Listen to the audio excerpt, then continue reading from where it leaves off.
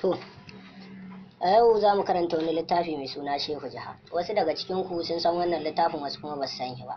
To waɗanda ma suka san shi za su so su ƙara jin labaransa, saboda littafi ne wanda ya kasance na ban dariya, ban haushi da kuma nishaɗi. Saboda haka za mu karanta wannan littafi ne tun daga farkonsa, in Allah da har zuwa ƙarshensa. Saboda haka mu soma da babi na farko kuma labari na farko, wanda yake da title kamar haka: Alhamdulillahi. Wata rana an sace wa Shehu kuɗi kimanin jaka 2. Sai ya tafi masallaci ya dukufa tun farkon dare har gari ya waye, yana roƙon Allah ya da masa da kuɗinsa.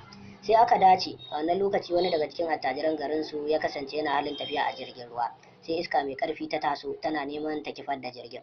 Sai attajirin ne ya bakancan cewar idan ya kubuta daga halaka ya da gida lafiya, zai ba Shehu jaka 5 saboda Allah.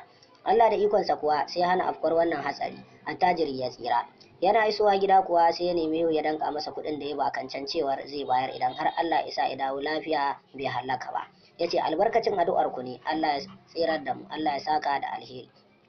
Da mutumin ya tafi sai Shehu ya yi hiru yana tunani game da wannan abu, sannan ya ce Allah da iko yake, yanzu da wani mutum na bawa rancen wannan kuɗi, da yanzu haka bai damu da su ba, sai hankali na ya tashi. Kai, hankalin dan adam dai baya gane sirrin da ke cikin hikimar Allah mai girma da buwa.